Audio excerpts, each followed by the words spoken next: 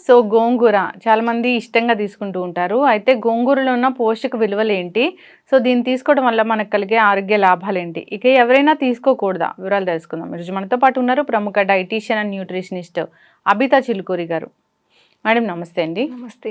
జనరల్‌గా గోంగూర అంటే చాలామంది ఇష్టంగా తీసుకుంటూ ఉంటారు. సో రకరకాల ఏరియాస్‌లో రకరకాల పేరుతో పిలుస్తూ ఉంటారు. ఏదేమైనా ఇది ఐరన్ కంటెంట్ ఎక్కువగా ఉందని చెప్తూ ఉంటారు. గోంగూరలో ఉన్న పోషక విలువలేంటి? ఎవరు తీసుకుంటే మంచిది? ఎవరు తీసుకోకూడదు?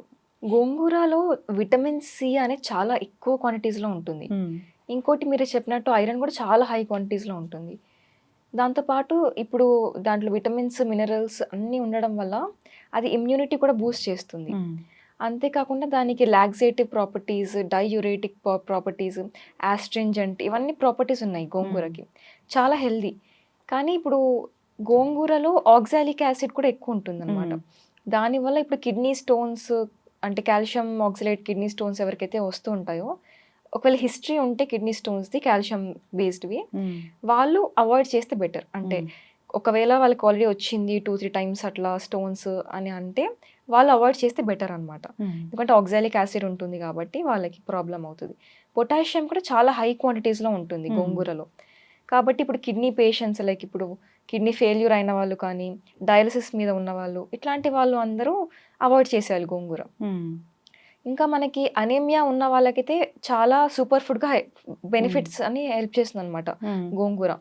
ఎందుకంటే ఇప్పుడు మీరు గోంగూర లైక్ కొంచెం ఇట్లా చట్నీ ఫామ్‌లో అంటే హ్మ్. రోటి పచ్చళ్ళు చేస్తుంటారు కదా! హ్మ్. అట్లా చట్నీ ఫామ్‌లో ఏమైనా చేసుకొని తిన్నా కానీ, గోంగూర పొడి చేసి హ్మ్. ఆకులని పొడి చేసి తిన్నా కానీ చాలా హెల్తీగా మీకు ఐరన్ అనేది మొత్తం రికవర్ అయిపోతుందనమాట. ఓకే. సో ఐరన్ సోర్స్ అనేది దీంట్లో ఎక్కువగా ఉంటుంది. డెఫినెట్‌గా. ఓకే. జనరల్‌గా వుమెన్‌కి ఇది మంచిదేమో. అవును. యెస్. అయితే కొన్ని రకాల ఫీవర్స్, టైఫాయిడ్ ఇలాంటివి వచ్చినప్పుడు సో 1 మంత్ వరకు అలా తీసుకోకూడదంటారు. వంకాయని కూడా దీంట్లో చేరుస్తూ ఉంటారు. అది నిజమేనా? కొంతమందికి వంకాయ తింటే ఎలర్జీస్ రావడము, హ్మ్. ర్యాషెస్ రావడం ఇవన్నీ అవుతుంటాయి. హ్మ్. కాబట్టి అట్లాంటి వాళ్ళు వంకాయ తినకపోతే బెటర్. హ్మ్. కానీ ఇప్పుడు అది ఒక జనరల్ మిస్‌కన్సెప్షన్ లాగా అయిపోయింది. హ్మ్. వంకాయ తినకూడదు, గోంగూర తినకూడదు అని. హ్మ్. అట్లా ఏముండదండి. ఇప్పుడు హ్మ్. ఒకవేళ వాళ్ళకేమన్నా తింటే పడట్లేదు, హ్మ్. ఎలర్జీ లాగా అవుతుంది, ఏమన్నా నెగెటివ్ రియాక్షన్స్ వస్తున్నాయి బాడీలో అంటే అప్పుడు అవాయిడ్ చేయాలి. హ్మ్. లేకపోతే అవాయిడ్ చేయాల్సిన అవసరం లేదు. యెస్. ఇంకా ఫీవర్ వచ్చినప్పుడు అంటే కొంచెం పుల్ల పుల్లగా టేస్ట్ వస్తుంది కాబట్టి ఇంకా హ్మ్. అది తిన్నా మనకి టేస్ట్ బావుంటుంది కాబట్టి హ్మ్. ఇంకా ఇమ్యూనిటీ గూడా హెల్ప్ చేస్తది కాబట్టి మంచిగా తినొచ్చు. ఏం అంతే. ప్రాబ్లమ్ లేదు. ఇది మిత్తే. మిత్. యెస్. అయితే గర్భిణీలు కూడా గోంగూర తినకూడదంటారు. ఓకే. అది అంటే ఇప్పుడు దాంట్లో మనకి కొన్నిసార్లు ఏమవుతుందంటే కొంతమందికి నెగెటివ్ ఎఫెక్ట్స్ చూపిస్తూ ఉంటుందన్నమాట ఈ గోంగూర. హ్మ్. వాళ్ళకి ఇప్పుడు కొంతమందికి కూలింగ్ ఎఫెక్టే ఉంటుంది దానికి. హ్మ్. కానీ దాంతో పాటు కాంబినేషన్‌లో ఏం తింటున్నారు కూడా మ్యాటర్ అవుతది. ఓకే. వాళ్ళు అవన్నీ చూడట్లేదు. జస్ట్ ఇది గోంగూర తిన్నాము కాబట్టి ఇట్లా అయింది అని అనుకుంటున్నారు అంతే హ్మ్. గాని అన్ని కాంబినేషన్‌లో మ్యాటర్ అవుతది.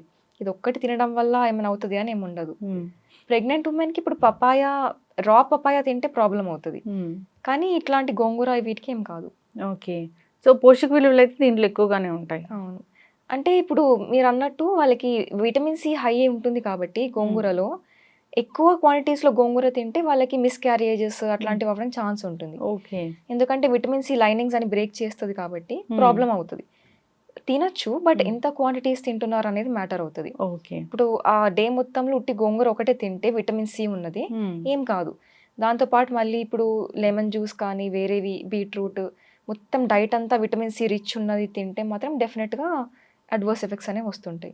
ఓకే. చాలామంది ఇప్పుడు ఆకుకూరల వల్ల మనకు ఆరోగ్య లాభాలు కలగాలంటే మేడం జనరల్‌గా దాన్ని చాలామంది ఫ్రై చేసి తీసుకుంటూ ఉంటారు. హ్మ్. జస్ట్ కుక్ చేసి తీసుకుంటూ ఉంటారు.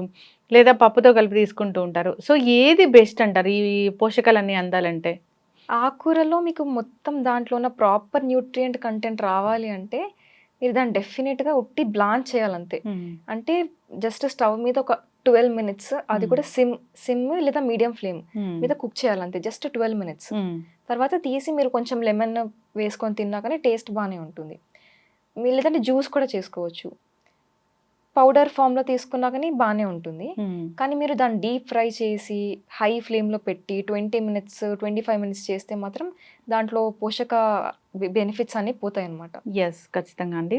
సో, ఆ విధంగానే తీసుకోవాలనుకున్నాము. సో, అయితే గోంగూరని ఎక్కువ మొత్తంలో తీసుకోకూడదు. వీక్లీ వన్స్ అలాగా తీసుకుంటేనే మంచిదా? ఇప్పుడు ఒకవేళ అనీమియా ఉన్న వాళ్ళైతే హ్మ్. వీక్లీ 3 టైమ్స్ తిన్నా కానీ బానే మంచిగా వర్క్ చేస్తుంది. ఓకే. లేదు అంటే నార్మల్ అందరూ మ్మ్. కన్జ్యూమ్ చేసుకోవాలి అంటే వీక్లీ 2 టైమ్స్ తీసుకోవచ్చు. మ్మ్. దాంట్లో ఫైబర్ కంటెంట్ కూడా ఎక్కువ ఉంటుంది కాబట్టి డయాబెటిక్ వాళ్ళకి కూడా మంచిగా హెల్ప్ చేస్తుంది. వాళ్ళకి చాలా సైడ్ ఎఫెక్ట్స్ అన్నీ వస్తుంటాయి కాబట్టి డయాబెటీస్ సిమ్టమ్స్‌కి మ్మ్. వాళ్ళకి బాగా హెల్ప్ చేస్తుంది. ఓకే, మీరు చెప్పినట్లుగా ఈ కిడ్నీ స్టోన్స్ ఉన్న వాళ్ళు మాత్రం అవాయిడ్ చేయాల్సి ఉంటుంది. కిడ్నీ ప్రాబ్లమ్స్ ఉన్న వాళ్ళు ఓన్లీ కిడ్నీ ప్రాబ్లమ్స్ ఏ ఇష్యూ అయినా కానీ. అంతే. ఎస్, ఖచ్చితంగా అండి. సో చిన్న పిల్లలకి కూడా గోంగూరని మనం ఇవ్వచ్చా? చిన్నపిల్లలకు కూడా ఇవ్వచ్చు. వాళ్ళకు కూడా ఇమ్యూనిటీ కావాలి కాబట్టి చిన్నప్పటి నుంచి వాళ్ళకి గ్రోత్ కూడా హెల్ప్ అవుతుంది. విటమిన్ సి ఉంటుంది, ఇమ్యూనిటీ ఉంటుంది, అన్నీ ఉంటాయి కాబట్టి వాళ్ళకి గ్రోత్ కూడా హెల్ప్ చేస్తుంది. దాంట్లో మీకు విటమిన్ ఏ కూడా ఎక్కువ ఉంటుంది మనకి గోంగూరలో. కాబట్టి ఓవరాల్గా న్యూట్రియంట్ కంటెంట్ చాలా బాగుంటుంది. చిన్నపిల్లలకి కూడా ఇవ్వచ్చు.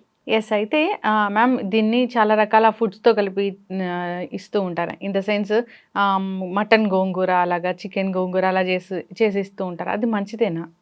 డెఫినెట్లీ మంచిది. ఎందుకంటే మనకి ప్రోటీన్ ఏదైతే ఉంటుందో ఈ నాన్ వెజ్ సోర్సెస్లో ఐరన్ ఏదైతే ఉంటుందో గోంగూరలో కూడా కాంప్లిమెంట్ చేస్తుందన్నమాట.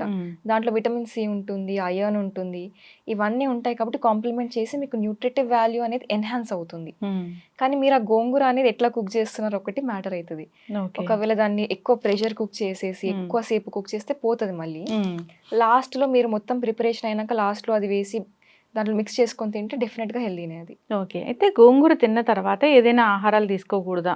అట్లాంటిది ఏముండదు. ఓన్లీ మీకు ఇప్పుడు కాల్షియం ఉన్నవి అవాయిడ్ చేస్తే సరిపోతుంది. ఇప్పుడు గోంగూర తిన్న వెంటనే మిల్క్ కానీ కర్డ్ కానీ అట్లా తినకపోతే సరిపోతుంది. ఎందుకంటే ఇప్పుడు మనకి విటమిన్ సి ఇంకా ఐరన్ అబ్జార్ప్షన్ ఉన్నప్పుడు కాల్షియం ఇంటర్ఫియర్ చేసామంటే ఇది అబ్జార్బ్ అవ్వదు. కాల్షియం అంటే కాల్షియం అబ్జార్బ్ అవ్వాలి అంటే దానికి విటమిన్ డి కావాలి, ఐరన్కి విటమిన్ సి కావాలి. ఇప్పుడు ఇవి రెండు మనం ఐరన్ ఇంకా కాల్షియం కలిపేస్తే ఐరన్ అబ్జార్ప్షన్ అవ్వదు అప్పుడు. అందుకని మనము రెండు ఇంటర్ఫియర్ చేయొద్దు. ఎస్, అయితే స్కిన్ ఇష్యూస్ ఉన్న వాళ్ళు కూడా గోంగూరని అవాయిడ్ చేయాలని చెప్తూ ఉంటారు. అట్లా స్కిన్ ఇష్యూస్ గోంగూర కనెక్షన్ అట్లా ఏమి ఉండదు. గోంగూర డెఫినెట్గా హెల్ప్ చేస్తుంది స్కిన్కి కూడా. స్కిన్ హెల్త్ ప్రమోట్ చేయడానికి కూడా హెల్ప్ చేస్తుంది. విటమిన్ ఏ ఉంటుంది కాబట్టి హెయిర్కి కూడా హెల్ప్ చేస్తుంది. ఒకసారి మాట్లాడుకుంటే గోంగూరలో ఉన్న పోషక విలువల గురించి, ఇది ఎనిమియా రాకుండా చేస్తుంది, ఐరన్ పుష్కలంగా ఉంటుంది, సి విటమిన్ ఉంటుంది. సో రకరకాల హెల్త్ ఇష్యూస్ ఉన్న వాళ్ళు కూడా ఎవరైనా దీన్ని తీసుకోవచ్చు. ఓన్లీ ఈ డయాలసిస్ పేషెంట్స్ మాత్రం తీసుకోకుండా ఉంటే కిడ్నీ స్టోన్స్ ఉన్న వాళ్ళు. గోంగూర అంటేనే పోషకాల గని, ఖచ్చితంగా అందరు తీసుకోవాల్సిందే. రకరకాల ఏరియాలో రకరకాలుగా పిలుస్తూ ఉంటారు, తెలంగాణలో వేరేలాగా పిలుస్తూ ఉంటారు. సో ఏదేమైనా దీన్ని ఆహారంలో ఇంక్లూడ్ చేసుకొని ఆరోగ్య లాభాలు పొందాలని కోరుకున్నా. చక్కటి ఇన్ఫర్మేషన్ అండి, ధన్యవాదాలు. Thank you.